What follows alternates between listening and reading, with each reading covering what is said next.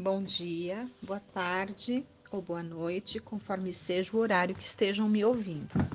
Dando sequência à nossa leitura do livro Paulo Estevão, na verdade é um estudo do livro Paulo Estevão, do Espírito Emmanuel, pela psicografia de Chico Xavier. Essa história belíssima que nós estamos aqui no primeiro capítulo ainda, já se encaminhando para o final do primeiro capítulo, onde a gente está conhecendo a história do Jochebed, né?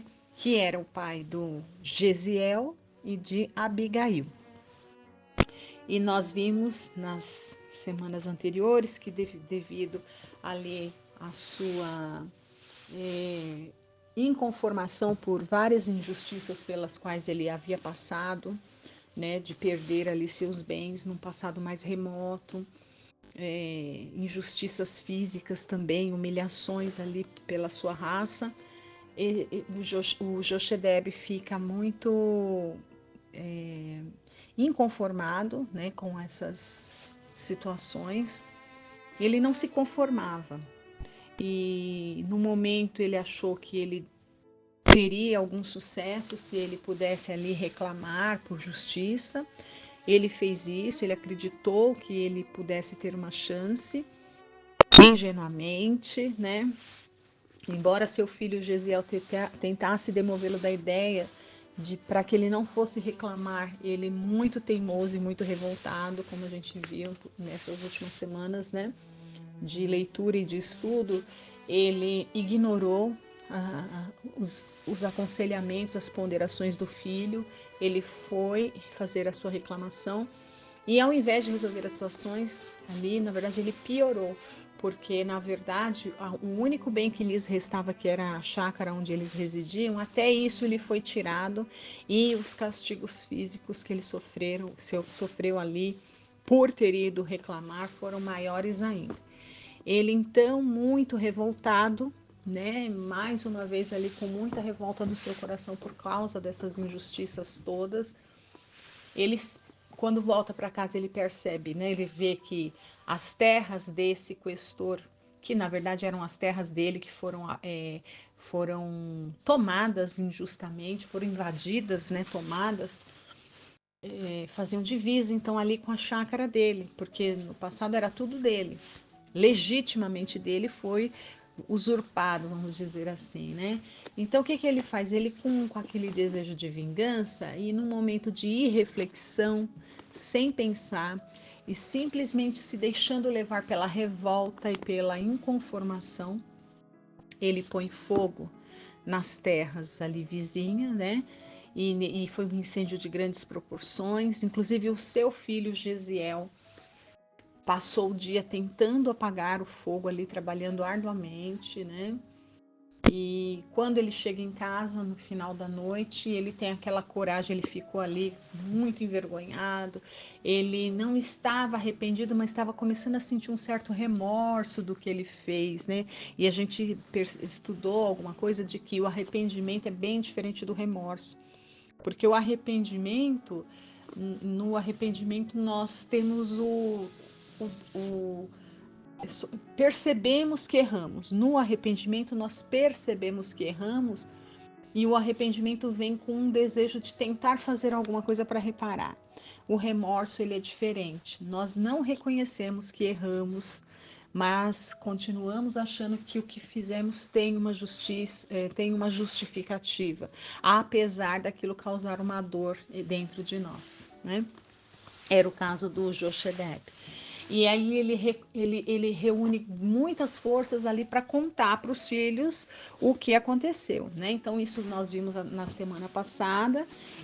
Quando ele consegue contar para os filhos tudo o que aconteceu, que perderam tudo e que mais ainda ele reúne mais forças ainda para ter a coragem de contar para os filhos que foi ele o causador do incêndio, né? E nesse momento a gente terminou a leitura quando o Gesiel, né, fala para ele, mas pai, né, aonde você estava com a cabeça? Por que fazer isso? Como levantar a mão, né, contra levantar a mão para fazer o mal, né? Então ele é ali observador fiel das escrituras sagradas.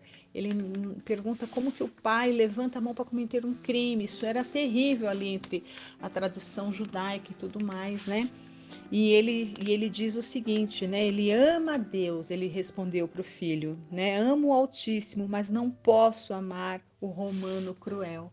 Então Gesiel, embora não conhecesse o Cristo ainda, ele não fosse cristão, ele era um judeu, ele seguia a seita judaica, ele seguia a lei de Moisés, ele seguia a Torá, ou seja, ele não conhecia a lei de amor, porque para ele ela não existia, mas ele já tinha isso impresso dentro dele, era uma condição do seu espírito, né? Então a primeira revelação já bastava pro Gesiel. Tanto que ele conversando com o pai, ele começa a dar profundos ensinamentos a respeito, né, do amor a Deus, como que nós podemos amar a Deus destruindo as suas obras, né, pondo fogo na natureza. Então veja que embora ele não conhecesse o ensinamento amar a Deus sobre todas as coisas e ao próximo como a si mesmo, porque esse ensinamento foi trazido por Jesus, ele não tinha isso, mas ele sabia como amar a Deus destruindo as suas coisas, destruindo as suas obras, destruindo a natureza, né?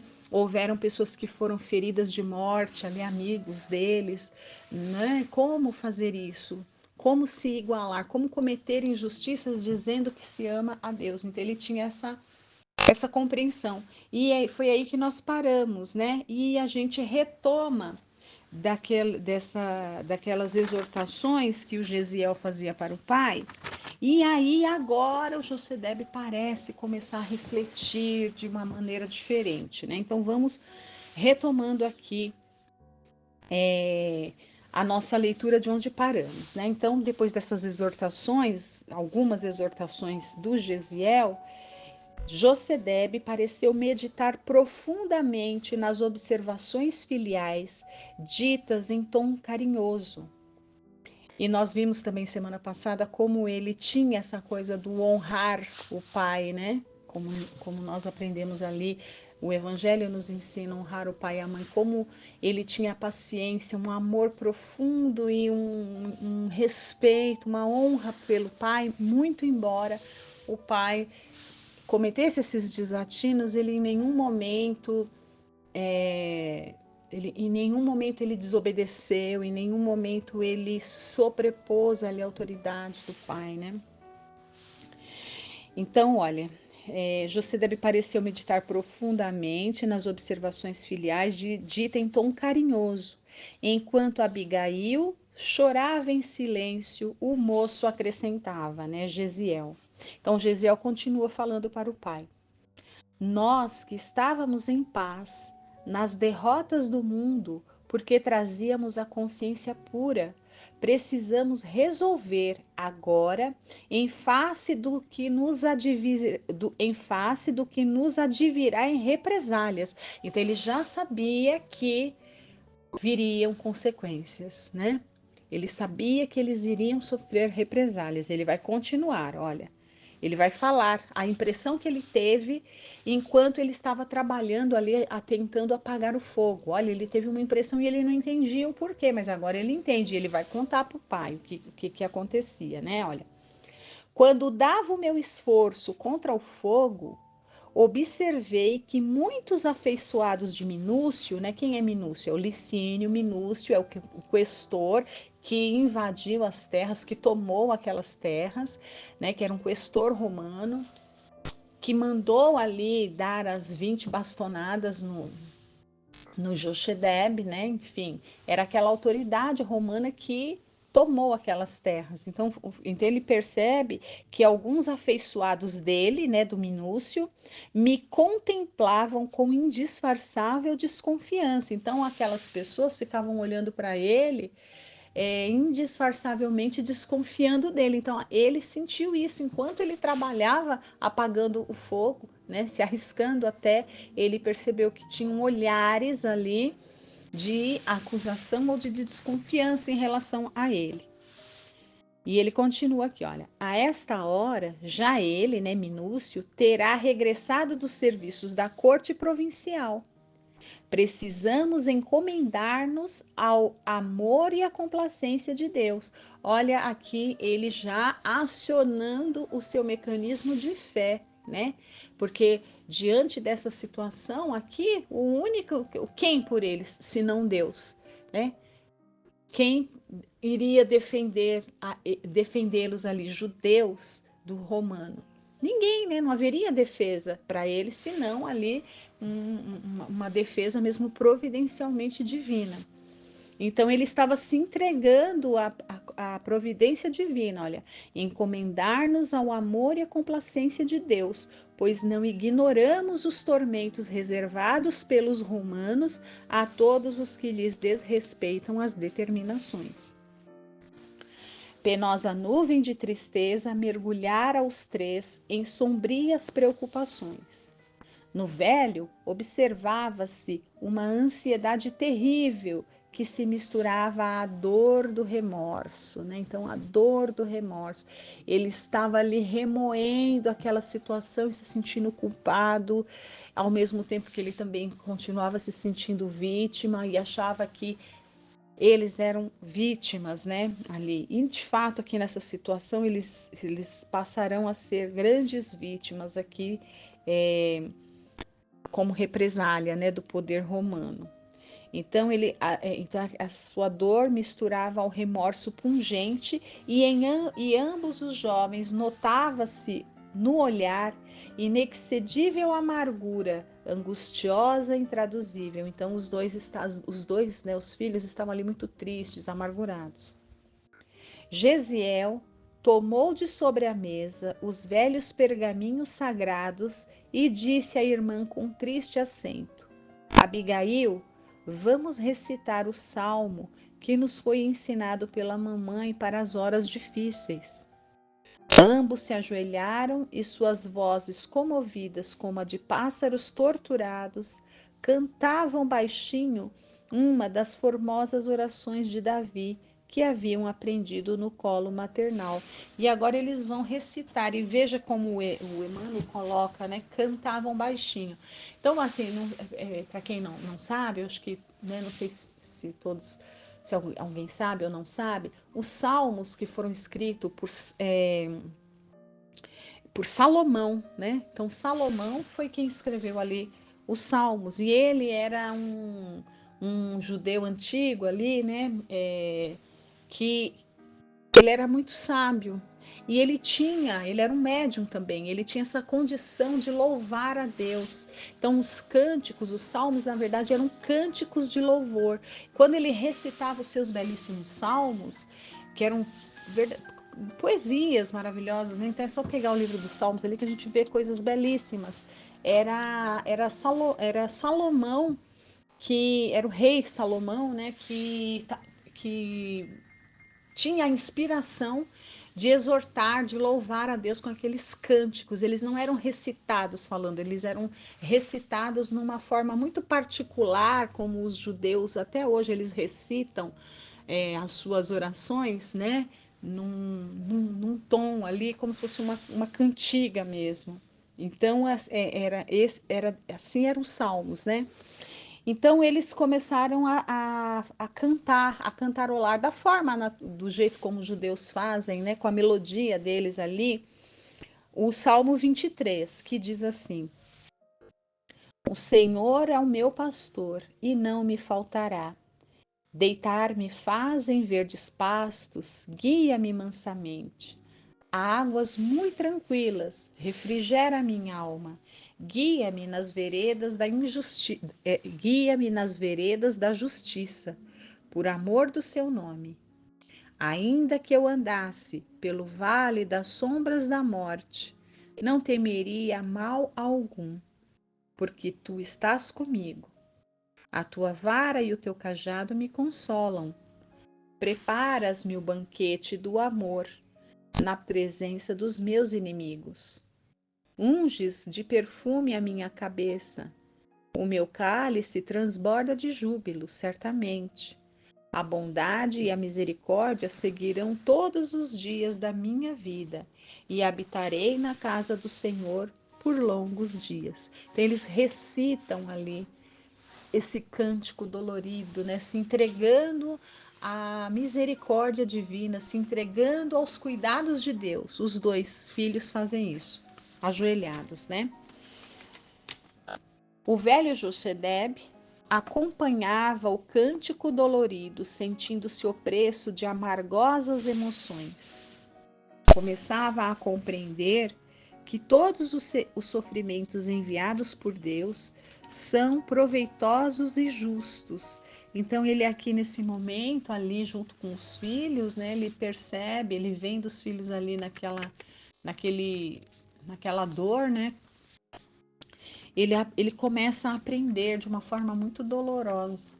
Então, ele que não quis ouvir as escrituras ali, que mandavam ele ter calma, que falavam para ele não fazer, né? Falavam claramente, a gente abriu, a gente leu aqui, né? Conforme o Gesiel abriu as escrituras para ele ali, e saiu claramente que era para ele não fazer, e ele foi, teimou e fez, né? Então agora ele abre as escrituras novamente e vem essa exortação aqui de consolo, né? De confiança, na verdade é consolo e confiança, é uma exortação de fé, porque quando a gente analisa as palavras belíssimas desse salmo, nós percebemos que há uma confiança assim imensa na providência divina, quaisquer que sejam os problemas pelos quais passamos, né? Ainda que esses problemas sejam ali andar sobre o vale da morte, né? Então, ou seja, é uma confiança que nem a ameaça da morte pungente ali seria capaz de perturbar, né? E aqui, embora isso aqui seja uma leitura dos Salmos que está lá no Antigo Testamento, aonde a gente viu testemunho disso. Nós vimos testemunhos disso daqui, né? Quando, na época de Jesus, os cristãos que eram devorados nos circos, muito tempo depois, né? Tempos ali depois, os cristãos que eram devorados nos circos, né, mortos, assassinados das formas mais cruéis, e eles entravam para ser mortos com cânticos de louvor, eles entravam cantando, e muito provavelmente, como eram muitos deles judeus, né, entravam provavelmente com esses cânticos aqui dos salmos, porque era da tradição judaica, né? Então ele começa, Jochedeb começa a, a aprender um pouco, né? Aprender pela dor. Ele começa a compreender que todos os sofrimentos enviados por Deus são proveitosos e justos. Ou seja, quando ele pensa assim, ele começa a fazer o quê? Ele começa a desenvolver pela dor uma virtude, que é a da resignação, né? A resignação, que nada mais é aceitar aquilo que não pode ser mudado e com passividade. E que todos os males procurados pelas mãos do homem trazem invariavelmente torturas infernais à consciência invigilante, ou seja, ele estava ali sofrendo de remorso. Por quê? Porque a sua consciência estava condenando ele pelas atitudes que ele havia tomado. O cântico abafado dos filhos enchia-lhe o coração de tristezas pungentes. Lembrava agora a companheira querida que Deus havia chamado à vida espiritual. Quantas vezes acalentara-lhe ela o espírito atormentado com aqueles versos inesquecíveis do profeta? Então vamos relembrar aqui que como que foi que ele ficou viúvo, né? Quando houveram as primeiras expropriações de terra dele e ele foi preso, ele ficou preso injustamente por 2 anos. A família passou por situações ali tão difíceis que a mulher acabou não suportando, ela adoeceu e foi muito difícil, né? Ele ficou na cadeia, eles perderam muita coisa. E foram sofrimentos tão terríveis que a mulher acabou desencarnando ali devido a esses desgostos todos, né?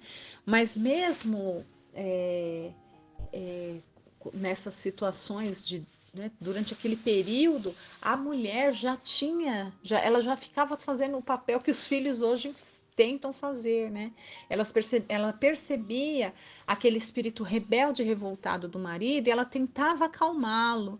E nessas tentativas, o que que ela fazia? Ela também abria as escrituras e lia ali o salmo para ele, né? E ele não entendia. Então agora ele vem dos filhos fazendo isso, ele se recorda da mulher e ele também percebe, puxa, eu já era tão rebelde desde lá, né? Se eu tivesse ouvido a minha mulher lá, quem sabe não estivesse passando por todas essas situações. E é por isso que é daí que gera o remorso, né?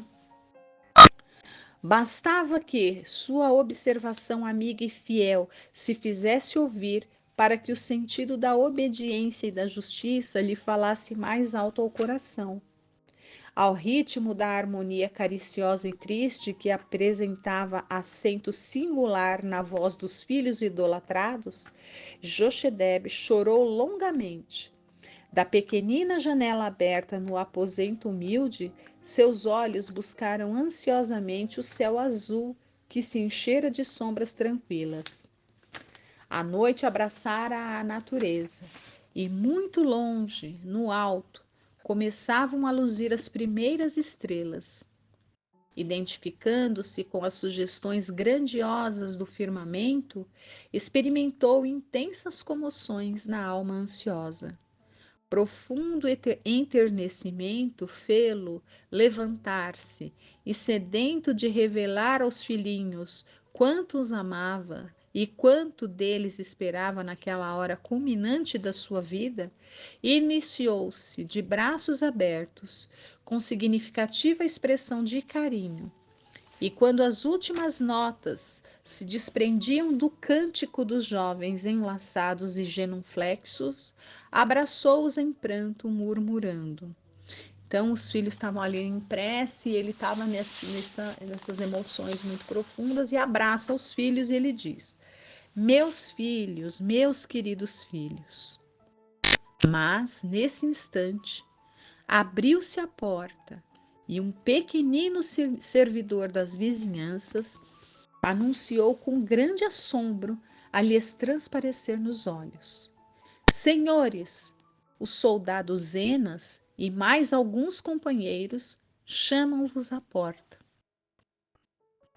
O velho colou a destra ao peito opresso, enquanto Gesiel parecia meditar um instante. Todavia, revelando a firmeza do seu espírito resoluto, o jovem exclamou: olha mais uma demonstração da fé inabalável, né, do Gesiel, porque aí, a essa altura, os soldados já estavam ali na porta para buscá-los e o pai ficou desesperado, levou a mão no peito, né? E Gesiel parou um segundo e imediatamente ele diz: Deus nos protegerá. Mais uma demonstração da grandeza desse espírito, né? Daí a instantes, o mensageiro que chefiava a pequena escolta leu o mandado de prisão de toda a família. A ordem era categórica e irrevogável. Os acusados deveriam ser recolhidos imediatamente ao cárcere, a fim de que se lhes esclarecesse a situação no dia seguinte. Abraçado aos dois filhos, o pobre israelita marchou à frente da escolta, que os observava sem piedade. Jochedeb contemplou o canteiro das flores, as árvores bem-amadas, junto da casinha singela, onde tecera todos os sonhos, as esperanças da sua vida. Singular emoção dominou-lhe o espírito cansado. Uma torrente de lágrimas fluía-lhe dos olhos e, transpondo a cancela florida, falou em voz alta, olhando o céu claro, agora recamado pelos astros da noite: Senhor, compadece-te do nosso amargurado destino. Gesiel apertou-lhe docemente a mão encarquilhada, como a lhe pedir resignação e calma. E o grupo marchou silenciosamente à luz das estrelas.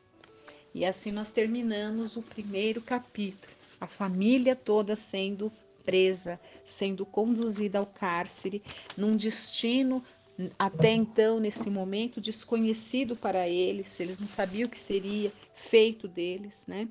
Nós vamos, a partir da semana que vem, das próximas semanas, ver o que foi, o que vai se desenrolar, né? Para todos, para os três aqui, qual é o destino de cada um, né? E realmente esse primeiro capítulo ele é rico de grandes ensinamentos para nós. O Jochedeb, ele nos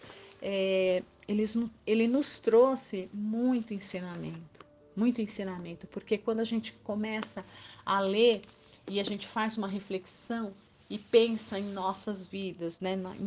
Em nós, porque quando a gente começa a pensar que nós abraçamos uma religião com o intuito de nos transformarmos, né, de sermos pessoas diferentes. Então, se a gente quer se transformar, a nossa transformação, obviamente, a gente quer se transformar para melhor. Então, a gente fica pensando, eu estou mais próximo de quem? A minha natureza. Né? As minhas emoções, eu estou mais próximo de quem? Essa história conta aqui alguns personagens, sendo que os três principais são dessa família. O Jochedeb, os filhos Abigail e o Gesiel, né? Temos aí uns personagens coadjuvantes, os soldados romanos, o questor, né? Enfim, nós nos aproximamos mais de quem? A nossa natureza.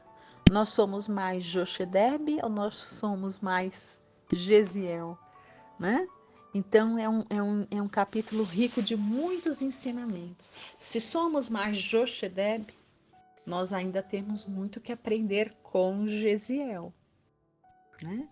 E nós lemos aqui alguns ensinamentos, né? O Gesiel é bem assim, espíritos de condição falam pouco e dizem muito. Em poucas palavras que ele falou com o pai, ele resumiu toda a parte moral do capítulo inteiro, né? E Jochedeb apareceu ali em várias situações, né? A oratória ali, né, do Emmanuel, ela se estendeu muito mais tendo que descrever as ações do Jochedeb do que as ações do Gesiel. Então, coisas para a gente refletir. Com quem que nós nos assemelhamos mais? Nós trazemos dentro de nós mais de quem? Do Jochedeb ou do Gesiel? Ou da Abigail? Né? Ou dos soldados romanos? Trazemos o que? Violência dentro de nós ainda? Então, para a gente refletir a respeito disso, né? Pensarmos mesmo e vamos continuar durante as próximas semanas vendo o desenrolar dessa belíssima história. Espero que todos tenham gostado, fiquem bem, uma excelente semana a todos, fiquem com Deus e até a semana que vem.